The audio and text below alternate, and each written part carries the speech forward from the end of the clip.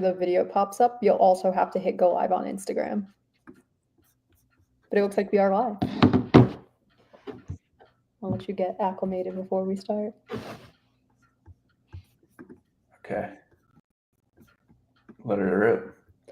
Well, welcome everybody to Monday. It's Labor Day. First things first, happy Labor Day to everybody. Second thing, welcome to RevUp Daily. This is episode 5. You have Jonathan Florensky and Nina Brennan, co-founders of Scaling Lean, coming at you live on almost every platform that we have available: Facebook, Instagram, TikTok, and LinkedIn. If you're tuning in from a certain platform, we'd love to know where you're tuning in from and what your takeaways are going to be. We have a cool topic today. We're going to be talking about feedback loops inside of business and just life in general, of using feedback loops to make sure that you're on track and doing the right things inside of business and life in order to get the results that you want. So with that being said, JP, I'm going to pass it over to you and we can get started. Absolutely. Welcome to the Daily Rev Up. Nina and I launched this last week and super excited, as mentioned there. It's episode 5. And what we're going to be bringing here is all the strategies we've learned over the past 3 years to help business owners monetize their expertise on social media. So anything from launching an offer, dialing in their processes and systems, just creating content, all of these types of things. The biggest roadblocks that we see, we're going to go over on this call every day, and it's going to be streamed on pretty much every channel. So yeah, Nina, it's really cool. Happy Labor Day to everyone, and I hope you all are barbecuing out with family and having a great weekend. Yeah, let's kick it off, Nina. Yeah, so I definitely want to say that feedback loops just in general inside of our business has been the reason that we have not only surpassed the 6-figure mark, but now also the 7-figure mark. We look at numbers across marketing, sales, client delivery, how we're operating inside of business. And it really leads us to the answer whenever we're questioning what we should be doing next, right? So we always look back in order to move forward.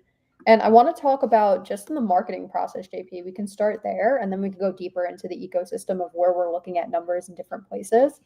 But just in the marketing process, what is it that we're looking at on a daily, weekly, quarterly, and yearly basis for us to make decisions on what we're doing going forward?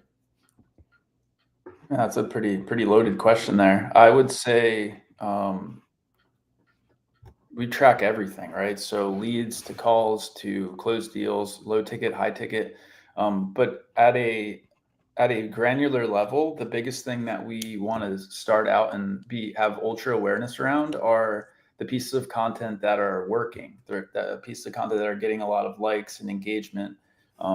Really looking at those pieces of content initially in the marketing process to see what's resonating with our folks. And here at Scaling Lean, we're big into storytelling. If you follow Dan Kennedy or Russell Brunson, Alex Ramosi, any of these major online gurus, they all speak about storytelling, and we are deeply involved with that process because we find that telling a story is the best way to grow, like, know, and trust, and really connect with our community members, right? So that's the thing that comes front of mind for me, Nina, is just really being able to see and identify after we make that initial marketing hypothesis, like what's working and not working. Yeah, so it all comes down first and foremost to positioning and how you're presenting your offer, right? So a lot of times when we see in the marketing process, people, I guess you can say, failing or just not finding the success that they're looking for, because nothing really is ever a failure. It's just feedback of good or bad, right? So it's usually just like the copy just doesn't make sense and it doesn't communicate correctly with the offer that's being presented. So if there is like a break in the funnel, a lot of times what we're looking at is there a disconnection of copy from point 1 to point 2, so point A to point B, whether it's add to landing page to whatever funnel that you're running, because we could say VSL, we could say challenge, we could say community, whatever. And there's going to be a breakage there. And that's like the first thing that we're looking at. And then if people are going through the funnel, the best feedback is, are people going from point A to point Z, and are they doing it inside of KPI? So that's what we're looking at first and foremost in terms of feedback. And then it's like, what is it that's working the most, that's driving people into said email list, said community, said funnel? And we were just looking at our numbers this weekend, and we do this pretty often, of breaking down exactly where our leads are coming from. Are they coming from organic? And if they are coming from organic, are they coming from Instagram, Instagram, LinkedIn, Facebook, YouTube, school community, etc. Okay, now there's two of us that are posting. Are they coming more so from Jonathan's accounts or my accounts? And these are the like granular numbers that we're looking at and breaking it down into percentages so we know what to cut and not put focus in. And then if it's working, doubling down on the efforts. And I Mm. think before you said JP, that's something very much clicked is like putting, especially in the beginning, putting your focus and effort on one thing.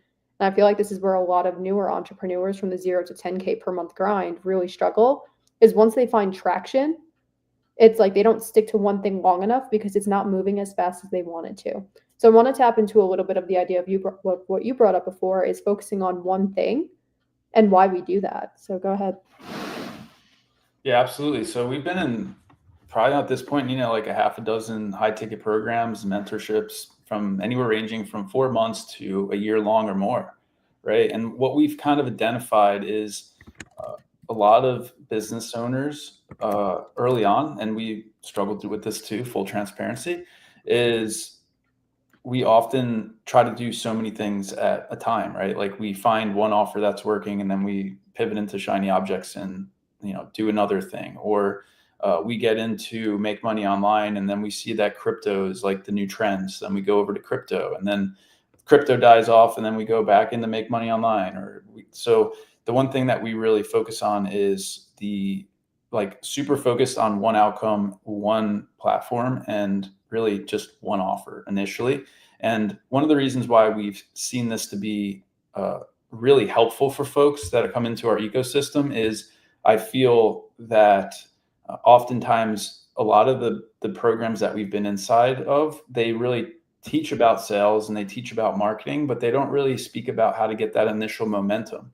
And what happens in that process is it leaves folks in analysis paralysis because they don't understand how to be a scientist and an artist at the same time and create a hypothesis and then use their creativity in order to create a marketing strategy, get that feedback that Nino's speaking about, and then dial everything in and sprint forward with speed, right? So when this happens, what we find is people, they just remain stuck, right? They just like cement their feet in the ground and then they're like, which way do I go? What do I do? Is LinkedIn the thing? Is Facebook the thing? Is YouTube the thing? Is Instagram the thing? And they start pivoting into all these things, but they never really establish that initial marketing hypothesis and strategy to gain that initial momentum. We could go deeper with that, but I think at a high level, that's what I'm thinking there, Nina, because we talk about offers and pricing, and that's also a major part of our strategy and how we get into that initial momentum phase. But at a high level, I feel like that's a good thing to stop with there. Yeah. So let's tell a little story because I feel like we just talked about storytelling of what happened when we actually broke the one platform idea that we had. So back in 2021, we'll say, was like the first stride of business that we really found success. Jonathan, I know that you blew up on TikTok. My TikTok account was really going hard for our business. And what happened was it kind of stagnated organically. So everything that we were doing was organic effort at the time. And we started, instead of moving deeper into one platform, we started getting on Instagram, we started getting on Facebook, we started getting on LinkedIn. And then we had like 5 different people with 5 different Facebook accounts reaching out to people. And then when we reeled it back in and put all of our focus back on TikTok and hired setters to do outbound messaging on accounts that were already working, we actually scaled very quickly. So what happened was we grew, we got initial traction, we didn't optimize the platform. We started scattering our energy like this, revenue dipped, and when we started focusing back on one platform and deepening the strategy of that one platform, our sales skyrocketed. We hit 60K, 80K months, etc., because it was like we just didn't know where to put our focus. And I think that's like the most crucial thing of like, instead of doing more and doing it like an amateur or subpar, do one thing and get great at it. And we always talk about optimization of like deepening the funnel. Feedback loops and optimization go hand in hand because you're going to look at something and see what's working, what's not working. And if it's working from like point A to point B and point C to point D, it's not the whole strategy is broken. It's just that there's one piece that's broken and we can see what's broken and like do more of what's working up here. So maybe the messaging has to just get dragged a little more. Maybe we have to just nurture our clients or prospects a little bit deeper down the funnel. Maybe there's a missing piece inside of the story that doesn't really connect point A to point D, but point C and point D make sense. So we have to find that pathway to make sense from point A to point Z. I know that I'm speaking in like hypotheticals and I'm using my hands to kind of speak about it, but that's really how we approach it. Is feedback loops are everywhere inside of the marketing process and inside of business in general. And if you're able to identify the bottlenecks using the feedback loops, you're going to find a winning strategy. And if you focus on one thing long enough, that's what's going to actually get you to scale the way that you want to go. Yeah, absolutely, Nina. I would really love that. And even breaking it down a bit more with the marketing side, what comes to mind is we also empower folks to pick just one media style, right? This is something that I struggled with for a while is I felt like I needed to create blogs and then long form posts and then short form posts and then, written style post, right? And that what that led to was just no momentum because I was just trying to master a lot of different things and I didn't have awareness around the things that were working, right? So again, super keep it as simple as possible initially, and especially if you're in that first 0 to 10K sprint. Pick one platform, one media style, and what I mean by that is one written style post, one carousel post, one short form post, whatever that one thing is for you that you like doing or that you found success, the thing that's going to be the easiest for you to be consistent with, right? Because the fastest and best way to get feedback is to stay consistent, even if you just do one post a day, right? We see people have challenges with that, and we hold people accountable inside of the 28-day fast start of recording how many times did you post today, how many messages did you send, how many calls did you book, how many deals did you close, right? It really just boils down to one of those posts a day on one platform initially, and you can take that. I mean, we've taken it far, like multiple $10,000 a month. I mean, we've even done, as Nina said, there $60,000 and $80,000 in a month with just that one platform. It's a big misconception in the marketplace. Yeah.